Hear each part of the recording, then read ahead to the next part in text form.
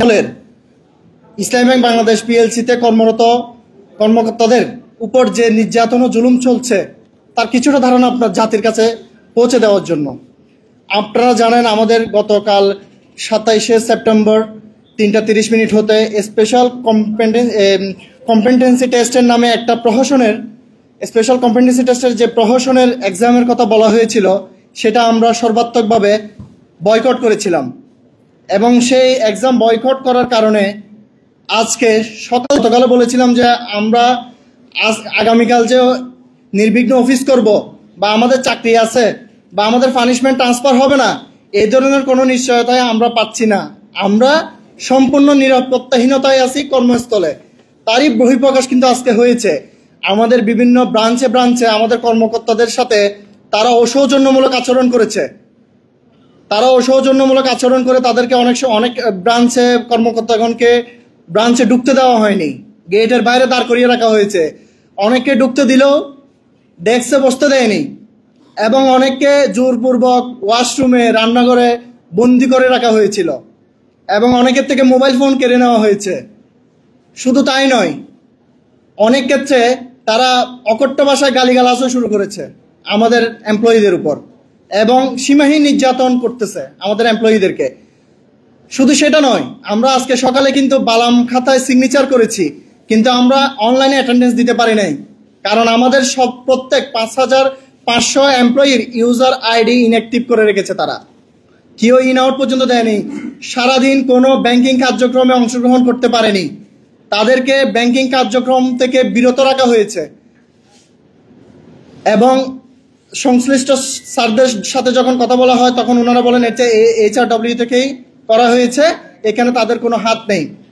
আমি গতকাল বলেছিলাম যে আমার পাশের মুক্তার রশিদ ভাই এবং এই ভাইটা প্রেস ব্রিফিংয়ের সময় প্রেস ক্লাবের সামনে গত পরশুদিন ছিল, উনি আর আমি গতকালও প্রেস ব্রিফিং করেছিলাম।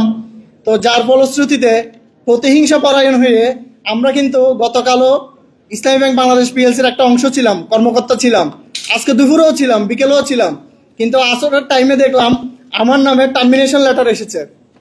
আপনারা দেখেন আমার নামে টার্মিনেশন লেটার এসেছে, আমাকে কোনো শোকজ করা হয়নি, কিন্তু আমাকে কোনো কারণ দর্শানোর নোটিশ দেওয়া হয়নি, কিন্তু জোরপূর্বক তারা তাদের পেশিশক্তি ব্যবহার করে টার্মিনেশন করেছে। মুক্তার ভাইকেও টার্মিনেশন লেটার দিয়েছে, আমাকেও দিয়েছে, এই ভাইটাকেও দিয়েছে। আমাদের অপরাধ কি জানেন?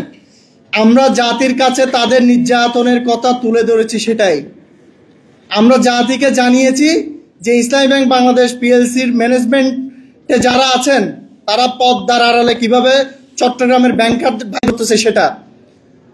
তারা আমাদেরকে পরীক্ষায় বসাতে পারেনি কারণ তাদের একটা নীল নকশা ছিল, তারা আমাদেরকে পরীক্ষায় বসাবে, আমাদেরকে প্রহসনমূলক পরীক্ষায় বসিয়ে সবাইকে অযোগ্য বলে দাবি করে টার্মিনেশন লেটার ধরিয়ে দিবে। কিন্তু আমরা সেই প্রহসনের পরীক্ষা বয়কট করেছি কারণ আমরা নীল নকশাটা বুঝে ফেলেছি এবং সেই বয়কট করেছি বলে, এবং সেই বয়কটটা আমরা 5,500 এমপ্লয়ি করেছি। কিন্তু আমরা যেহেতু আপনাদের সামনে মিডিয়ার সামনে এসেই 5,500 এমপ্লয়ির হয়ে কথা বলেছি, ওনারা যা বলেছেন আমরা সেটা প্রেজেন্ট করেছি, সেই অপরাধে কিন্তু আমাকে আজকে টার্মিনেশন লেটার ধরিয়ে দেওয়া হয়েছে, সেই সাথে আমার 2 সহকর্মীকেও। আমরা জাতির কাছে সুষ্ঠু তদন্ত এবং বিচার চাই এবং মাননীয় প্রধান উপদেষ্টার হস্তক্ষেপ চাই। দিই নাই, আমরা মহামান্য হাইকোর্টের আদেশ ছিল একটা এবং ডিরেকশন ছিল, রুল ছিল, সেই রুল এখনো পর্যন্ত হাইকোর্টে পেন্ডিং আছে। তাহলে আমরা মহামান্য হাইকোর্টকে অবমাননা করতে পরীক্ষায় বসতে পারি না? আমরা সেটা আমাদের পূর্বের সংবাদ সম্মেলনেও বলেছি, প্রেস ব্রিফিংয়ে সব জায়গায় বলেছি যে এরকম একটা রুল পেন্ডিং আছে, এই রুল পেন্ডিং থাকা অবস্থায় মহামান্য আমরা কোনো প্রকার এক্সামে বসতে পারি না। আমরা সেটা ম্যানেজমেন্টকে নোটিশের মাধ্যমেও জানিয়েছি, লিগ্যাল নোটিশ দিয়েছি, কিন্তু ম্যানেজমেন্ট কোনো কিছু তোয়াক্কা না করে সেই নাটক মঞ্চায়ন করেছে গত 27 সেপ্টেম্বরে 3টা কেন্দ্রের মাধ্যমে 3:30 থেকে এক্সাম শুরু করে, এবং সেই এক্সাম আমরা বয়কট করেছি। এবং কি কারণে বয়কট করে